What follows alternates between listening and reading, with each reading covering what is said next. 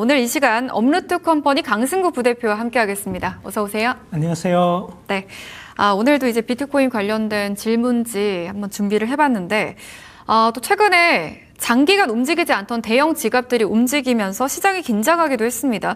이런 고래 이동은 실제 매도 신호로 봐야 되나요? 아니면 과장된 해석일까요?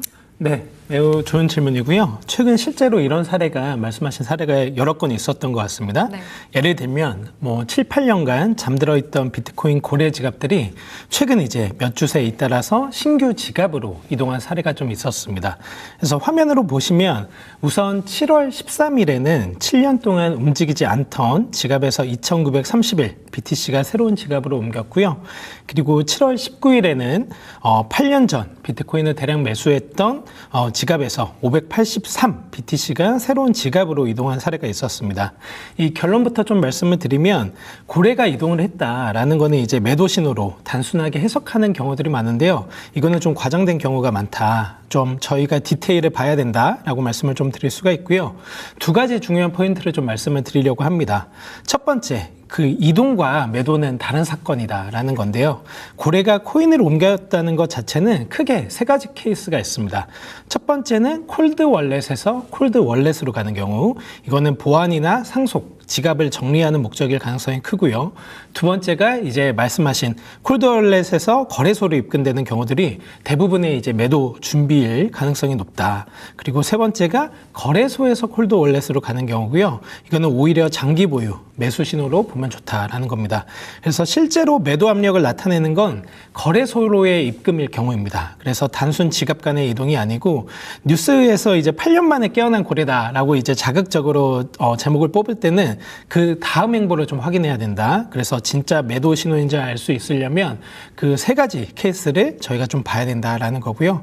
두 번째로는 최근에 실제 흐름들은 오히려 매도세 둔화 쪽에 가깝다라는 겁니다. 그래서 온체인 데이터로 보면 25년 말에는 1에서 2년 보유 물량에서 한 달 이동량이 90만 BTC에 육박을 했지만 26년 들어서는 이 흐름이 급격히 식었다라는 겁니다. 그래서 장기 고래 지갑들이 다시 깊은 휴망 상태로 들어갔다. 그래서 고점 구간의 차익 실현 매도가 상당 부분 작년 말에서 올해 초에 마무리됐다는 걸 볼 수가 있습니다. 그래서 정리하면 고래 이동은 주의 깊게 볼 데이터는 맞지만 자동 매도 신호는 절대 아니다. 그래서 장기간 안 움직이던 지갑이 움직였다는 사실만으로 좀 이제 사실 막 이럴 때 또 그런 퍼드에 휩쓸릴 때가 있거든요. 네. 그러면 안 된다라는 거를 좀 말씀을 좀 드립니다. 네, 결국에는 이 고래 이동을 실제 매도 신호로 봐야 된다라는 해석은 좀 과장된 해석이다. 이렇게 의견을 주셨습니다. 네, 그럼 비트코인 또 이야기 계속 해보자면 금리 인하 기대감에도 반응하고 규제 이슈에도 반응을 합니다. 지금 시장은 거시경제보다는 정책 이슈가 더 중요한 국면일까요, 그러면? 사실 둘 다 중요하기는 한데요. 네. 이제 경중을 좀 따져본다면, 최근 이제 몇 주간의 흐름을 좀 본다면, 지금 국면은 오히려 정책 이슈보다 거시경제가 더 강하게 작동하는 시기에 가깝다라고 좀 말씀을 드릴 수가 있습니다. 다만 이 정책이 완전히 무의미해진 거는 아니고, 둘의 역할이 좀 다르다라고 봐야 될 것 같고요. 최근 이제 가격을 움직인 것 자체는 대부분 거시랑 지정학 변수였다라는 겁니다. 그래서 CPI가 예상보다 낮게 나오니까 7월 금리 인상 가능성이 크게 줄었고, 비트코인은 이제 3주 만에 최고치인 65K를 찍었다라는 걸 저희가 볼 수가 있고요. 반대로 이 투자자들이 약한 인플레이션 지표만으로는 연준의 이제 금리 인하를 이끌어내기 부족하다고 판단을 하자 비트코인 랠리가 또 힘이 좀 빠졌죠. 그래서 또 마지막으로 이제 저희가 본다면 이란과의 협상 결렬 이후 에너지 비용이 오르면서 물가 상승 압력이 올라갔고, 연준의 금리 인하 여력을 약화시켜서 비트코인 하방 압력으로 또 이어졌던 케이스들이 있습니다. 즉 이제 최근 며칠에서 이제 몇 주 단위로 보면 실제 가격 변동폭을 만든 건 규제 뉴스가 아니라 CPI, 유가, 지정학, 리스크, 이 연준 금리 경로가 더 컸다라는 걸 볼 수가 있고요. 그러면 이제 규제 정책은 뭐냐라는 걸 저희가 볼 수가 있는데, 규제 이슈는 배경 지지선 역할에 가깝다라고 저희가 보면 좋을 것 같습니다. 이 자산군이 얼마나 제도권에 편입되고 신뢰를 받는가, 그리고 구조적, 장기적 밸류에이션 프레임을 바꾸는 역할에서 얼마나 역할들을 하고 있는가라는 걸 보면 좋고요. 이 금리, 인플레이션, 지정학은 단기 자금 흐름과 리스크 온 오프 심리를 바로 움직이는 변수에 가깝고, 이 둘이 작동하는 시간축이 좀 다르다. 그래서 규제 진전에도 불구하고 높은 인플레이션, 상승하는 에너지 가격, 잠재적 금리 인상이 비트코인 같은 이 위험 자산을 조금 약간 압박하고 있다는 분석도 같은 맥락이다라고 볼 수 있을 것 같습니다. 네, 알겠습니다. 결국에는 둘 다 중요하지만 경중을 따져보자면 규제 이슈보다는 거시경제 쪽이 좀 더 비트코인 흐름에 있어서 영향을 준다. 이렇게 해석을 해보면 좋을 것 같고요. 또 궁금해지는 게 사실 예전에 보면 뭐 반감기 이야기 많이 했었잖아요.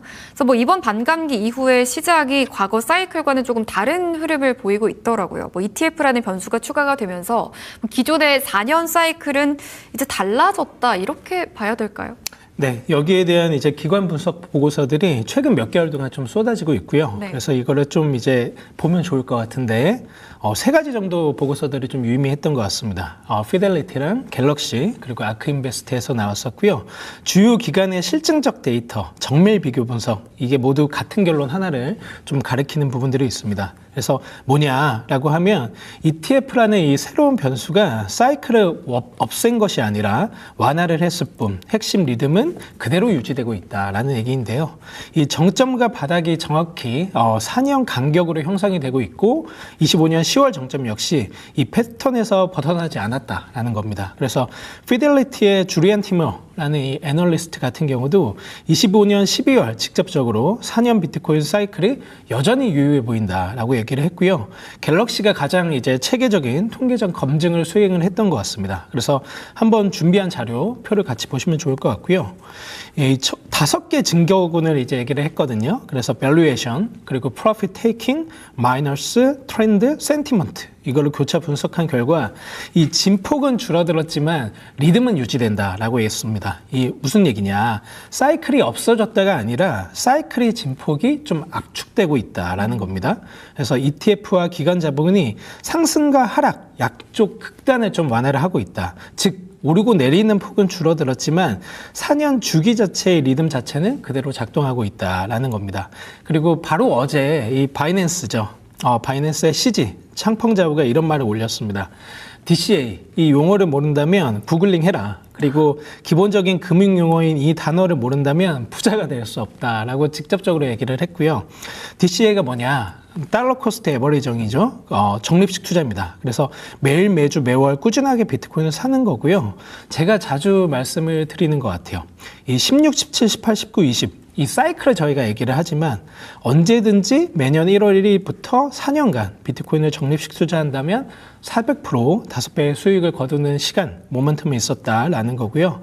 이 비트코인의 변동성 그리고 장기 성장성이라는 이 두 가지 속성을 이용하면 이번에도 크게 다르지 않을 거라는 얘기를 좀 드려봅니다. 네, 뭐 적립식 투자를 해라라고 지난주에도 말씀을 해주셨던 것 같은데 이야기가 또 나왔네요.